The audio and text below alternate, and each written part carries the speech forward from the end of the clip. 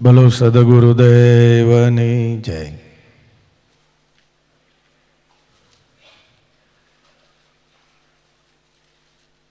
જેણે જેણે સદગુરુને સેવા છે, સર્વે કોઈ જિજ્ઞાસુઓ સેજે સેજે સત્યને પામ્યા છે.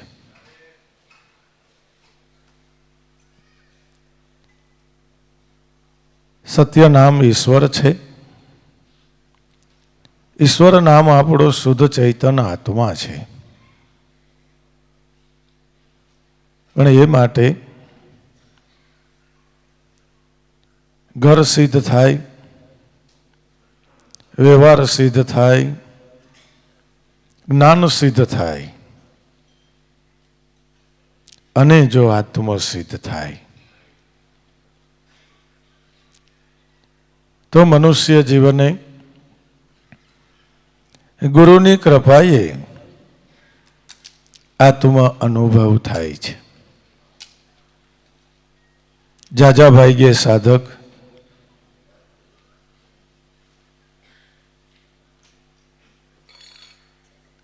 ઘર સિદ્ધ થાય ત્યાં રાજી થઈ જાય.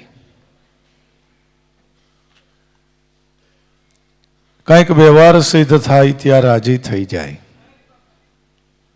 અને એને ગુરુની દયા કૃપા માનીને સંસાર વ્યવહારના સુખને આણી માણીને જીવન પૂરું કરી દે છે.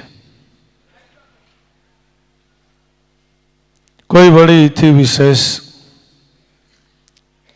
કંઈક થોડુંક જ્ઞાન સિદ્ધ કરે છે. સત્સંગે કરીને, સંત સમાગમે કરીને કંઈક કંઈક જ્ઞાન સિદ્ધ પ્રાપ્ત થાય છે. ત્યારે સાધક હું ઘણું જાણું એ ભાવમાં આગળ વધતો અટકી જાય છે. આ ત્રણેય સિદ્ધ જો આત્મ સિદ્ધ ન થાય તો ભારરૂપ થઈ પડે છે. પગથિયા તો ચડવા જ પડશે, પણ મંજિલે નહીં પૂગીએ તો એ ત્રણેય પગથિયા બંધન રૂપ થાય છે.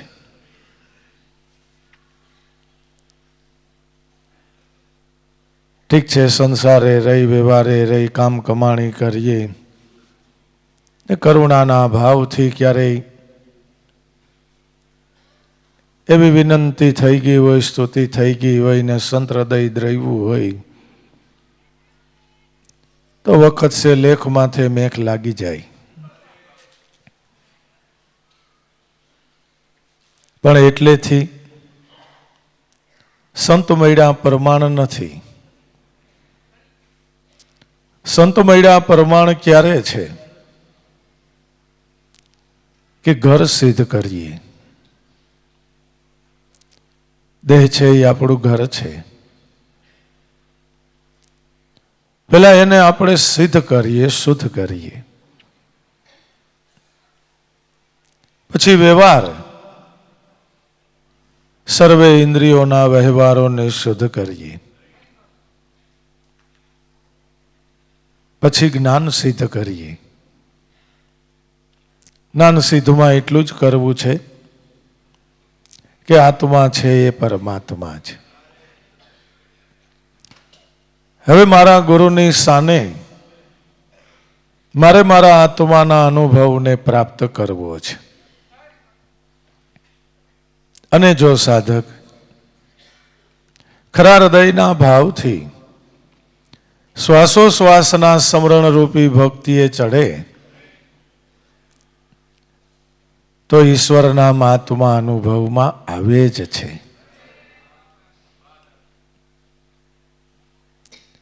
33 કરોડ દેવ બન્યા એ સર્વ કોઈ આ જ્ઞાને કરીને જ દેવ બન્યા છે. 72 કળારૂપ ભગવાનના અવતારો મનુષ્ય દેહે ભગવાન કહેવાના તો આજ્ઞા નહીં, 64 જોગણી. શ્રી દેહ ધરીને આજ્ઞાને કરીને સતી કહેવાના.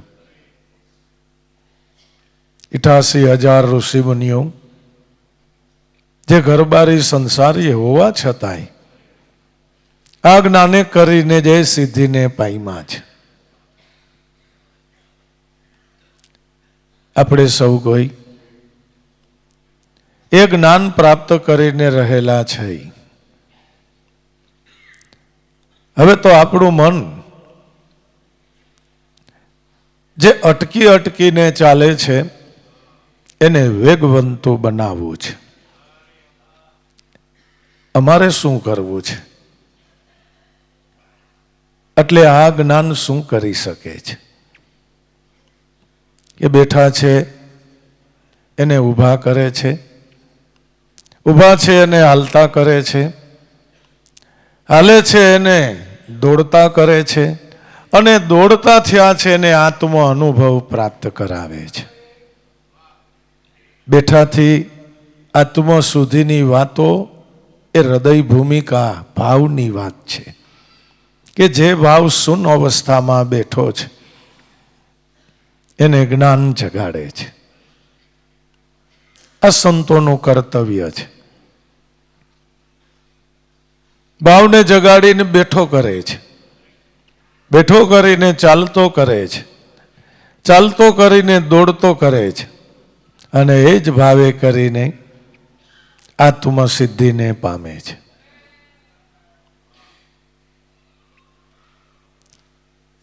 પણ મન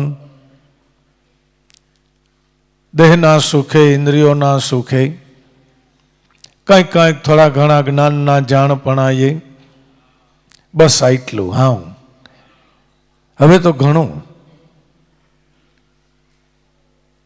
જાજાભાઈ ગે તો સાધક દેહનું સુખ મળી જાય, સંસારનું સુખ મળી જાય એટલે ગુરુની કૃપા માનીને બેસી જાય છે. ગુરુની કૃપા દેહસંગી મનને આત્મસંગી બનાવવામાં વાપરવી છે. ગુરુ કૃપા એવો ઘર પાયા ભક્તિ મુક્તિ ભંડારા, રજ મોરાર રવિ ગુરુ ચરણે કે અલોપ મેં ન હોય અવતારા. ગુરુ કૃપા એ ઘરનો અનુભવ છે. જે ભક્તિ ગુરુએ પરખાવી છે એ જ ભક્તિ મુક્તોના ભંડાર રૂપ છે. ભક્તિ મળ્યા પછી હે બાપા મુક્તિ, કે આંગણે ગાય વસાવ્યા પછી દૂધ માટે ને છાશ માટે ને ઘી માટે ને માખણ માટે ને કઈ બોલવાનું ખરું? નહીં. સાયુજ્યન, સાલોક્યન, સામીપ્યન, સારૂપ્યન સર્વસ્વ ભક્તિમાં સમાઈને રહેલું છે.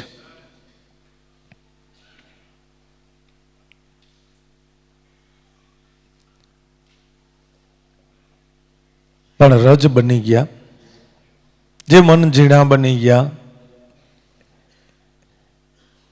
એ આત્મસિદ્ધિને પામી ગયા. લબુ દાદા એમ કહેતા હતા કે જે શબ્દની, જે ઈશ્વરની આપણે વાતો કરી રહ્યા છે એ ઈશ્વર સોયની અણી અને એનો સોમો ભાગ છે. સોયની અણી એનો ઈ સોમો ભાગ છે. હવે જો મનને એમાં સમાડવું હોય તો કેટલું ઝીણું કરવું પડે.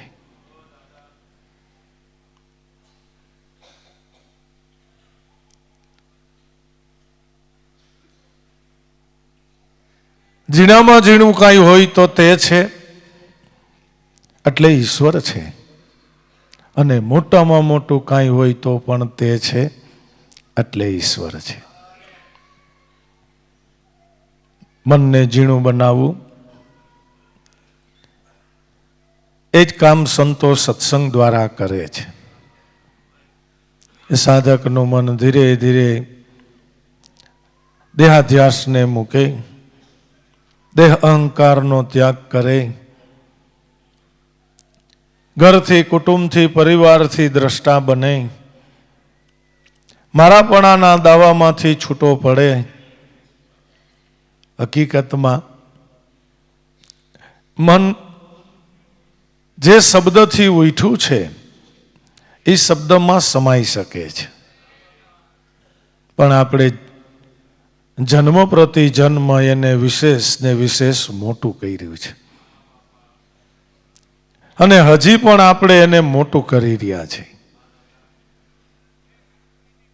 ઝીણું કરવા માટે થઈને જ કરતા કુદરત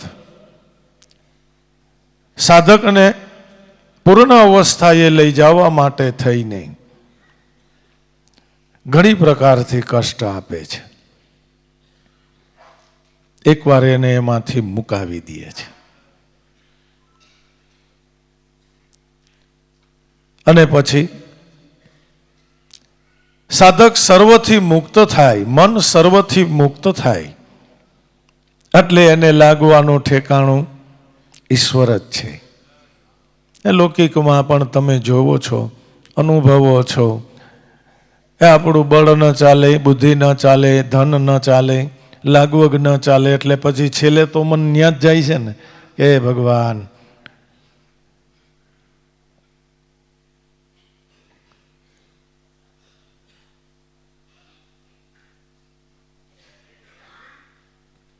આપણે તો સુખની ઝંખનાએ આ સર્વ કાંઈ કરી રહ્યા છે.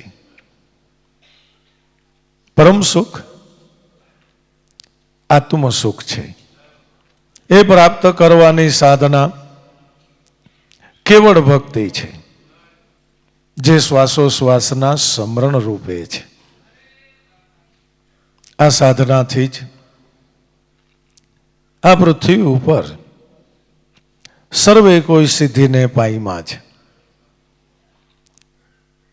અને એ પટાત્રો, એ પ્રમાણ અત્યારે તમે બધા આ જોઈ રહ્યા છો કે દેવારામ બાપાએ આ ભક્તિ કરી તો આવડું મોટું એનું સ્વરૂપ બની ગયું. નાનું એવું ગામડું મોટું તીર્થધામ બની ગયું. પરિણામ શેનું છે કે ભક્તિનું છે. ભક્તિથી જ સત્ય સમજાય છે, એટલે આત્મા અનુભવમાં આવે છે. પછી એ આત્માને તમારે રામ કહેવા હોય તોય કહીજો, કૃષ્ણ કહેવા હોય તોય કહીજો, દેવ કહેવા હોય તોય કહીજો, દેવી કહેવા હોય તોય કહીજો, બ્રહ્મા વિષ્ણુ મહેશ કહેવા હોય તોય કહીજો. સર્વ કાંઈ તે છે. સર્વ અવતારોનું મૂળ તે છે. સર્વનું ઉપાદાન કારણ તે છે. આદિ મધ્ય અંત તે છે. સ્થિત તે છે. આપણે એટલું જ જાણવું છે કે આત્મા એ જ પરમાત્મા છે. એ પ્રાપ્તિ માટે થઈને તમે હૃદયના ભાવે બેઠા થઈ જાઓ. બેઠા હોય એ હાલવા માંડી જાઓ, હાલતા હોય દોડવા માંડી જાઓ, અને હવે જે દોડી રહ્યા છે એ સંગ કરી લ્યો. ઈશ્વર શબ્દની અંદર જ સમાઈને રહેલો છે. જે શબ્દ નાભી મધ્યે ઉઠી રહ્યો છે. દાદા ઉગારામ કે આપમાં અગમ ઉગે ને તમે જાણજો. એ માટે જ સદગુરુ બતાવે છે આ સતબ્રહ્મ ઉપદેશ. આનાથી જો એ અવલૌકિક અક્ષર ઉકલે તો કોટિક છૂટી જાય કરમ. બસ એ સાધના આપણે સૌ કોઈએ પાડવાની છે બાપા. તો શ્રદ્ધા રાખો, વિશ્વાસ રાખો કે આ જ નામથી સર્વ કોઈ સિદ્ધ થયા છે. એ ગાથાઓ તમે સર્વ કોઈ સાંભળી રહ્યા છો. એ ભરોસે તમે આ ભક્તિએ મનને લગાડેલું રાખો. એ સુડલા સત બોલો તમને છે ગોરા પીરાની આઈન. સત બોલો એટલે ભજન કરો. ગોરા પીરા કોણ છે? કે જે અનંત અને અપાર આ નામે સિદ્ધ થયા છે, એની આઈણ છે, એની પ્રેરણા છે કે એ બધા આ નામ ભજનથી જ સિદ્ધ થયા છે. તો જરાય પણ સંશય શંકા કર્યા વગર એક મનથી, દ્રઢ વિશ્વાસથી, ખરા હૃદયના ભાવથી, એક નિશ્ચયાત્મક વૃત્તિથી કે આત્મારૂપી ઈશ્વરના અનુભવે જ મારે આ કરવું છે, અન્ય કોઈ આકાંક્ષા જ નહીં. કોઈ ખોટીપો નહીં કરતા, કોઈ પણ પ્રકારથી લોમ વિલોમ નહીં કરતા. આ સાધનાની અંદર વિચારને સ્થાન જ નથી. નામ કો પકડે પાર જ પહોંચે એસા હે નામ કા આજા, કરડી કમાન ચડી નામ કી વહાં બાઝત અનહદ બાજા. રવિ સાહેબ કે નામને પકડે એ પાયરે જ પહોંચે. ક્યું? કે શ્વાસમાં ઉઠે એ. ગુરુએ તો દઈ દીધું, સાંભળી લીધું. એ તો 5 7 9 ને 12 4 જુગના 4 માતુમાએ 33 કરોડ દેવ બનાવ્યા. સામે 2 ભાગ નલે જાતા 66 કરોડ રાક્ષસ નહીં, બ્રહ્મ રાક્ષસ બન્યા. બ્રહ્મ તોડ, બ્રહ્મ કોદાળ બની ગયા.